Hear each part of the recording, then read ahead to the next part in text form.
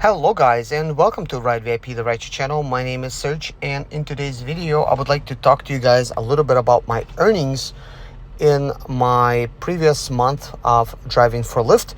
And yes, my account is still temporarily on hold. I do have some information about that, but first I would like to take a look at the earnings.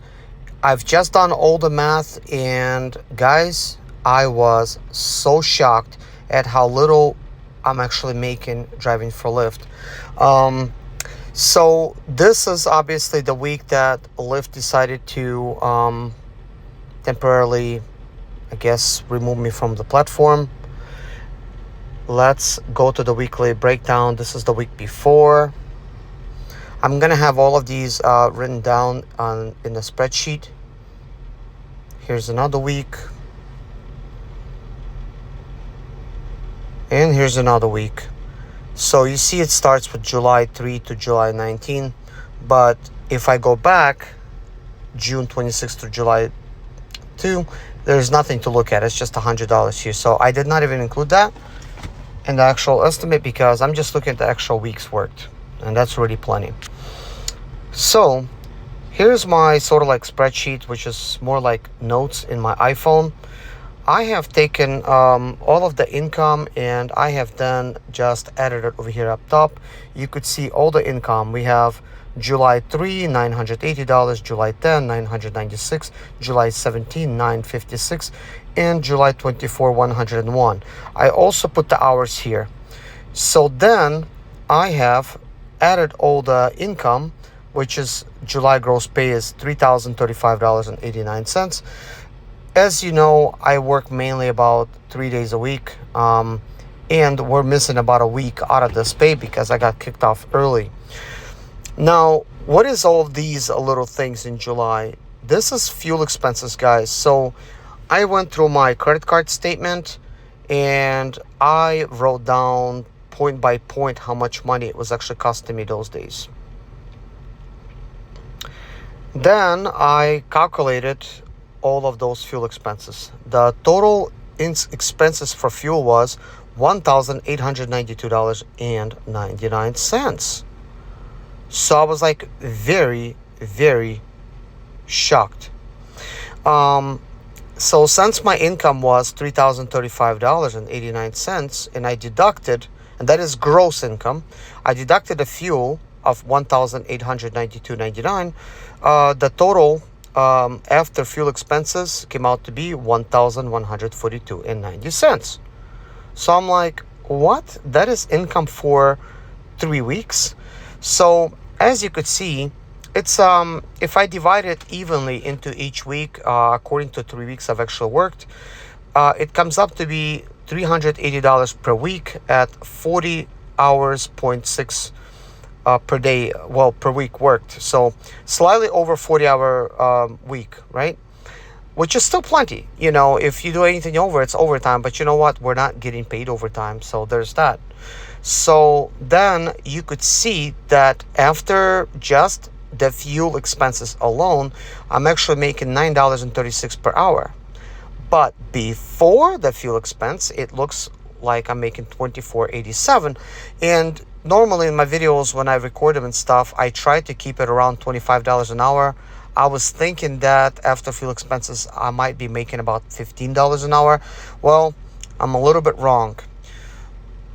But then again, what vehicle am I using? I'm using 2006 Land Rover,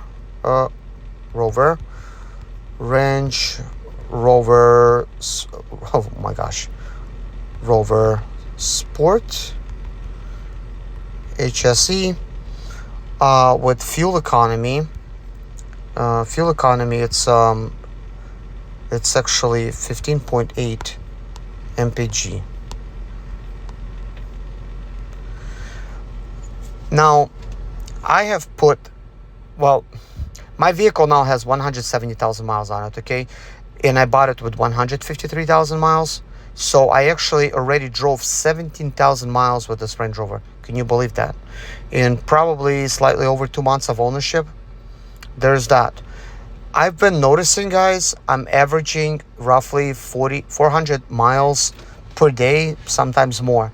And sometimes I'm working instead of 3 days a week, sometimes four, and sometimes I try to fill it in with just working some hours here and there. With all that being said, as you already know, there is I have to commute 1 hour to Charlotte and 1 hour back. Now, this hours is not calculated in this whole hourly work per Lyft. So this is just times that I was online for Lyft. So I have actually worked additionally 2 hours per day in commute itself, and additionally 1 hour for lunch.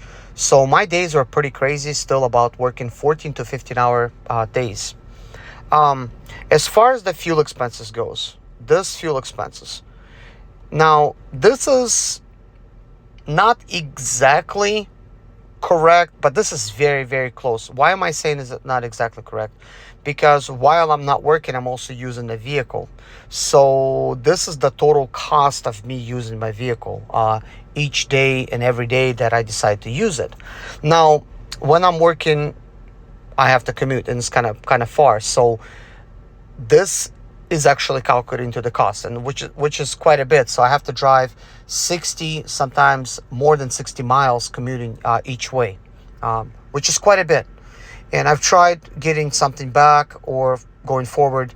Rarely do I ever get something. Usually they send me opposite direction, which then really messes up my schedule. And I know what you're thinking. You're probably thinking about a lot of things. Time to get a more fuel efficient car, and you're right. Um, but this is what I have for now. And as you know, in life, it's not as easy to get something new, and just start using it, right?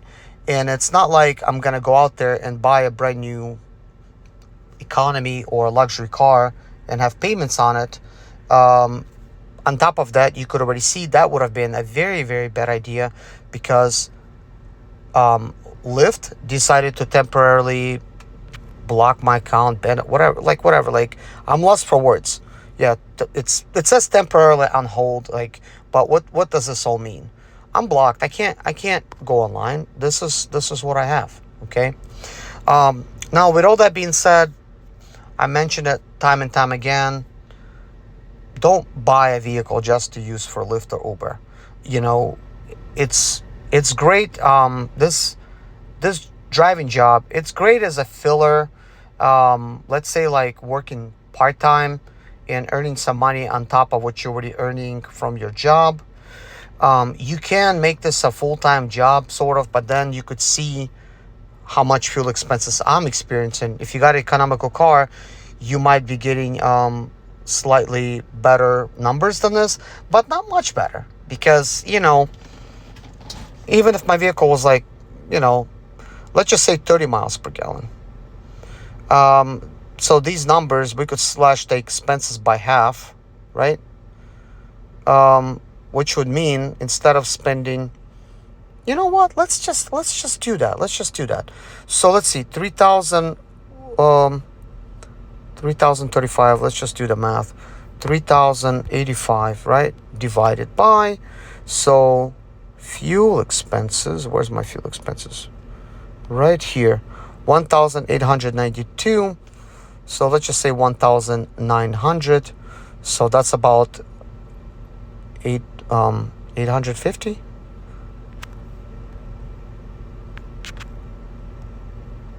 Wait a minute. Let's see. I don't know if I'm doing math correctly, guys.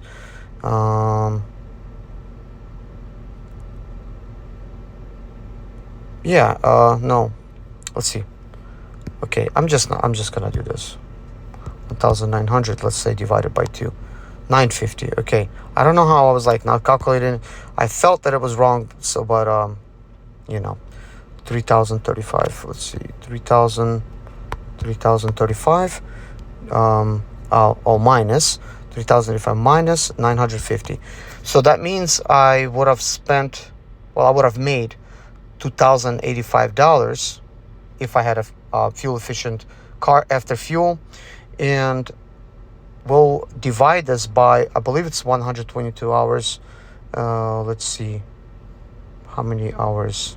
Yeah, 122 hours divided by 122 hours. So after expenses, I would have been making $17 an hour if I had a 30 mile per gallon car. Now, if you got a 40 or a 50, then yeah, your income is gonna go up, you know. But this is 17 miles per gallon for a fuel efficient car. Let's say 32 miles per gallon, 33 miles per gallon, something like that. This is the type of earnings you're gonna have. But then you gotta ask yourself, are you making car payments on that car? If you are, then well, now you're back to square one. Like, you're gonna be making worse than I am because you got payments. Or maybe you won't, but you have to also look at another thing. If you do have a brand new car that you're making payments on, and you are putting 400 miles on your car, 400 miles on your car, and let's say you do decide to work every single day, you will put 146,000 miles on your car. If, let's say, you do not want to do that, and you just want to work like me, you just want to work 3 days per week, times 4 a month, you're going to work 12 days. Let's just say you decide to work some of the Thursdays. Let's change it into 15, and you times that by 12 months, which is a year. So you would work 180 days, and you put 400 miles in your car to work. That's still 72,000 miles. What does it mean for you if you put 72,000 miles on your vehicle? You have just depreciated the car greatly. So now you're dealing with a depreciation cost of the vehicle. On top of that, the fuel expense of the vehicle. And another year, and your car is going to still have 144,000. Maybe you got a 5-year financing. Maybe you got a 7-year financing. As you could tell, this is just 2 years. So we'll divide that by 2 and times it by 5-year financing. So in 5 years, 360,000 miles. There's no guarantee your car will last that long. So my Range Rover has 170,000 miles, which is basically almost like owning a vehicle for 2 years brand new, and that's what you end up with. So then the vehicle becomes greatly depreciated. But that's just kind of like, I guess, the cost of doing business, right? This is why it is important for you to figure out what makes sense for you. For some people, a fuel efficient car works the best. For some people, a luxury car works the best.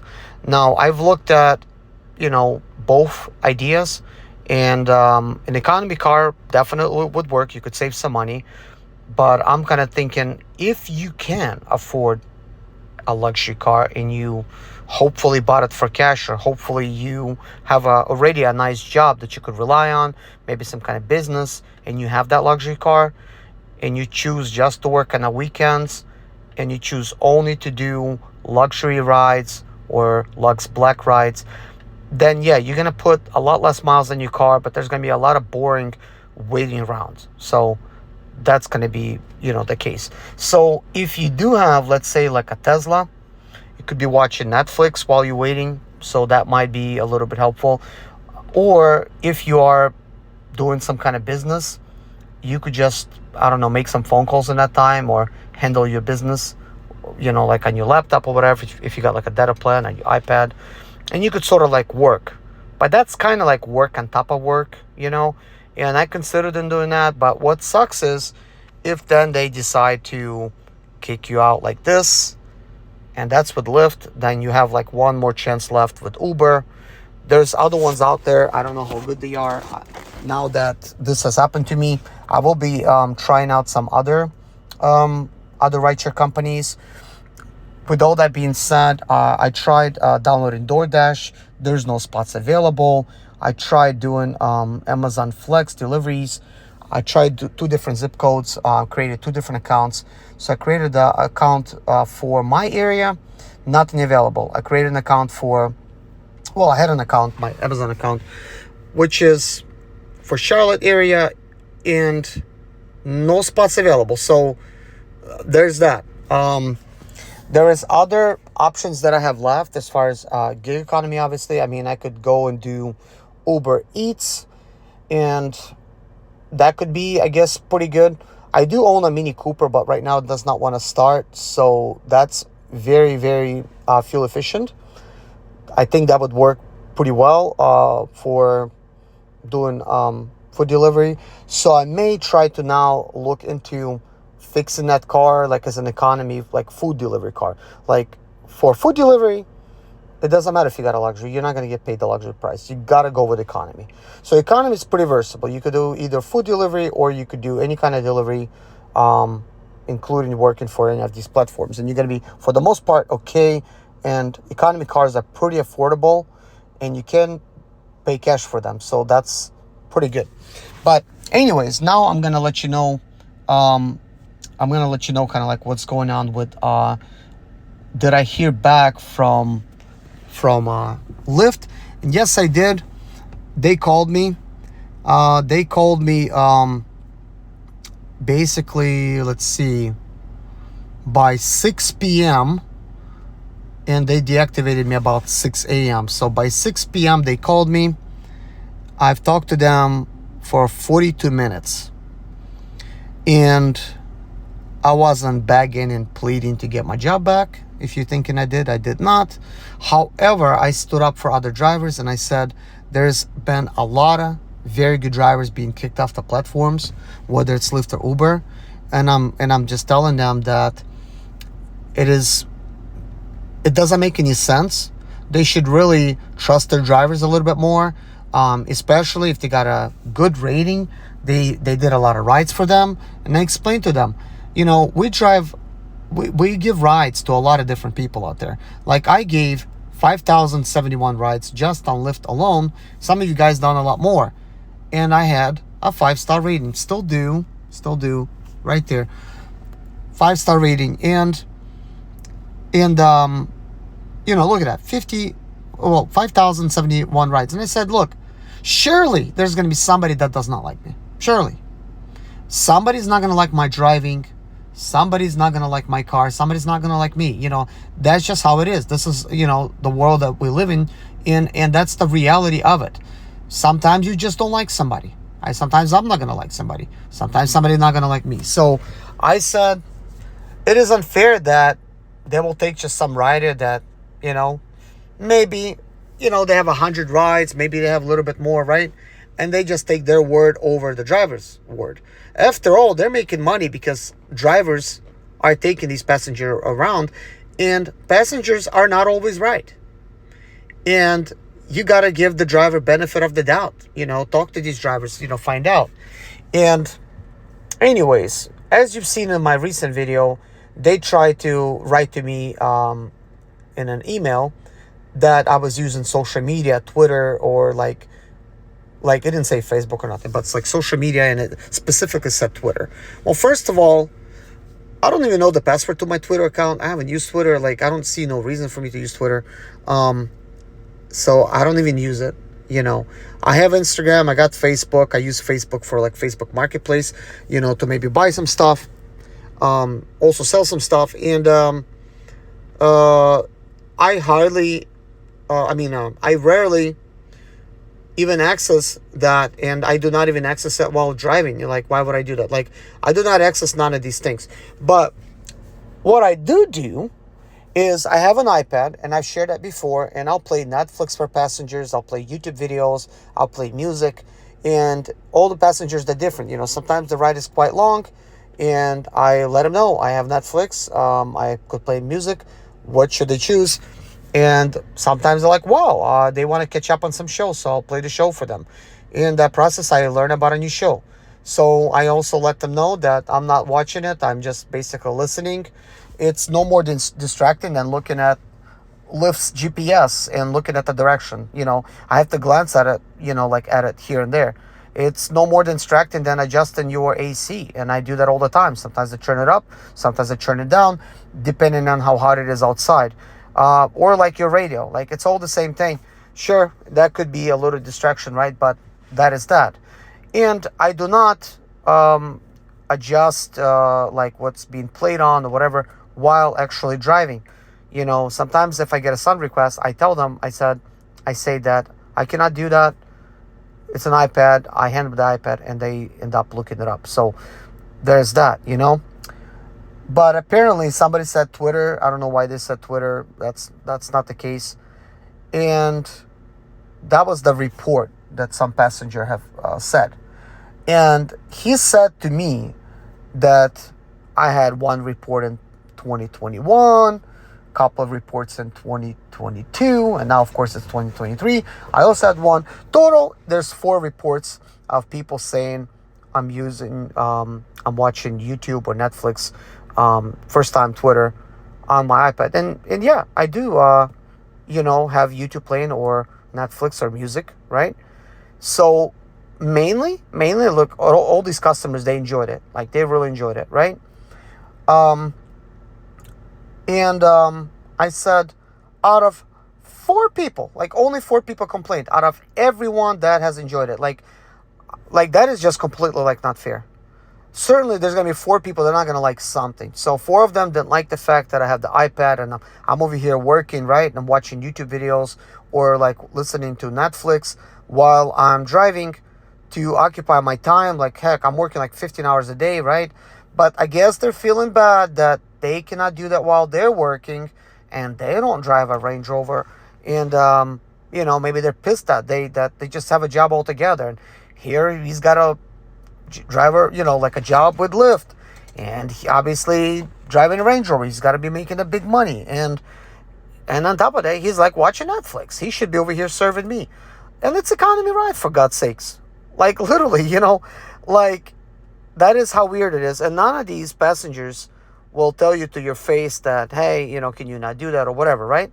They don't do that, but instead they go behind your back. They'll give you a bad rating. But I also like feel that, look, I got a safe driving record with like Lyft. Like, I drive fine. Like, I got like dash cams, which I could prove that. And I'm not like, like swerving around. I'm 42 years old. I've been driving for a very long time, including I've done expedite. Never caused that accident. I had people run into me for one reason or another. But like, I've never caused one personally and didn't run into anybody. Keep a safe distance. I'm driving. I don't have no like road rage in me. Like, I just drive it. I learn not to pay attention to drivers that are doing some weird stuff on the road. That just comes with the territory.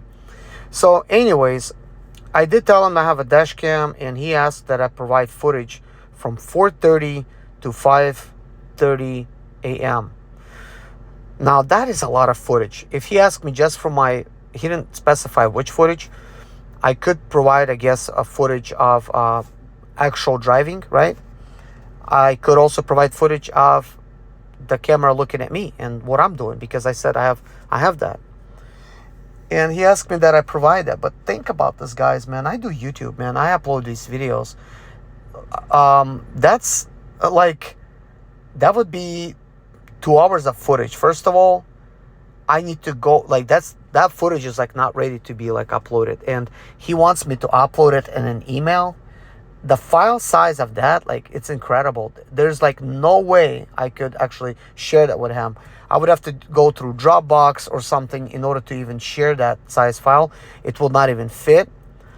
I do not feel that I need to prove to them and have them peer into my life, looking at me, how I'm driving, So I said, yeah, sure, I'm going to provide it as soon as possible. But really, I'm saying, like, what the heck? I actually asked him, I said, if I don't have the footage, like, what does that mean? Like, well, we need you to provide it so we could make a decision. I said, well, does the passenger have proof? Sir, I can't give out that information. I'm thinking, okay, so the passenger does not even have proof that I done something wrong. They want me to sort of like incriminate myself, right? Let's say I did do something wrong, to provide them footage so now that they could actually have something that they could use, right? Instead, I feel like I should leave them in the dark. And I should contact them again or whatever and say, hey, I have the proper footage. And I didn't do nothing wrong. The files are so large, I'm not going to share that with you. That is personal. I feel that if you do not reactivate my account, I will share this with my attorney. Let the attorney determine who's at fault and who's not at fault. And he will provide anything for you that you need, So I don't see why I should actually provide them anything, just to basically get a job that pays me $9 an hour. So this is why I sort of like did this math, and I wanted to figure things out. Like, and I'm looking at, I'm like I should not provide you like any footage. What is that even gonna do? First of all, the camera is kind of like close to me. You could only see that I have a seatbelt on. And no, I'm not looking around and tapping. I'm looking at the road. I might just do like a little footage, like upload just like a little sample. But I'm not uploading like no 2-hour footage, and if they got, like if I provide that, at least it's like I provided something. If they want any more, I'm going to say you're going to need to contact my attorney for any more footage, something like that. So it's just ridiculous, guys. If you listen to, like this far, and I don't even know how long this video is, like, let me know your thoughts. What would you do this in your situation? Would you or would you not send them the footage? I think personally, that's a personal thing. Like, why should I send them footage of my personal driving? They're peering into my personal life for somebody that I don't even know. Sure, I share footage all the time. I'm recording these videos, and you could see me driving. Somebody could say that's distracting. Somebody could say, well, yeah, you're driving, you're recording videos, and that is wrong. Or like, people could say anything. People are going to have opinions, like even here on this channel, like that you should not be doing that. That is unsafe. There's that, obviously. So there's always going to be something that you could find wrong. If you want to find something wrong with somebody, even something incriminating, you certainly could do so. Like, it's not hard. It just takes somebody really, really, really wanting to do so. But I'm thinking, if I do provide footage for Lyft, right, even though I didn't do nothing wrong, if I do provide them footage, that just gives them an advantage. Let's say there were a chance that I would be suing Lyft for deactivating my account. That is a weapon that I sort of have that's in my belt, right? That I could use it to prove my point in the court of law. And I'm going to say, yeah, sure, we'll show that in the court of law, like whatever, but if they have the footage, then literally they could like say anything. Oh yeah, look, you look to the right. Your hand was over there. I'm like, I will say, I'm adjusting my AC. Literally, I adjust that like hundreds of times in a day. Like, some people are too cold, some people are too hot.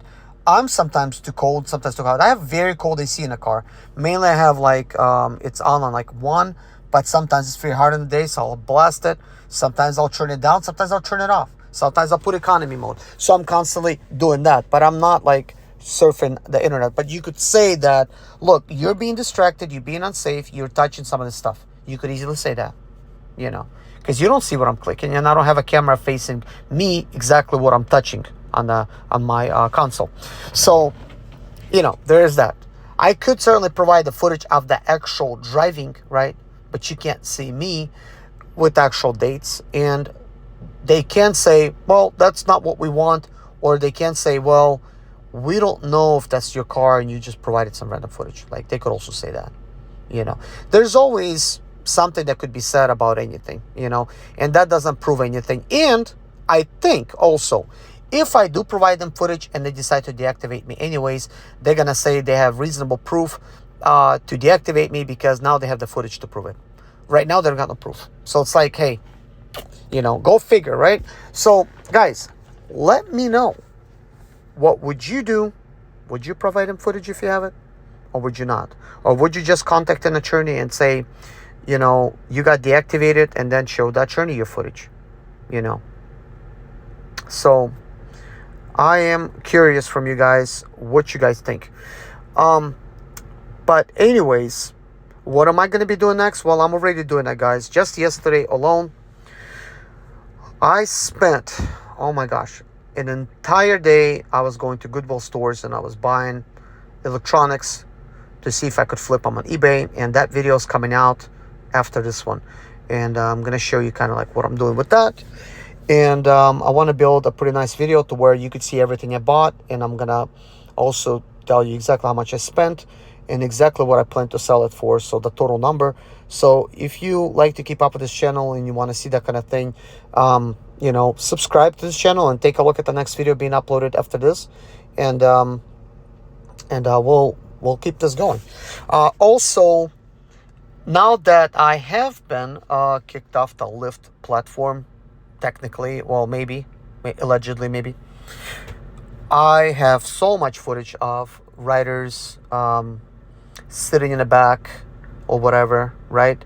Now I could actually share some of that footage of people doing whatever, just driving experiences overall. I could start sharing that now, and I don't have to worry about being taken off the platform because I got nothing to lose. So there's that.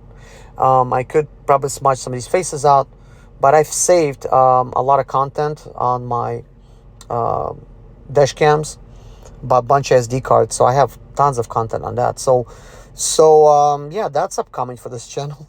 Now that's what I could be doing to keep things a little bit more interesting, because certainly I think income and everything is interesting, but also seeing what writers are doing, that could be, I guess, interesting as well. But anyways, guys, thank you so much for watching. Really, thank you guys, and I appreciate you all. Stay safe out there, and take care. See you guys in the next video. Bye bye.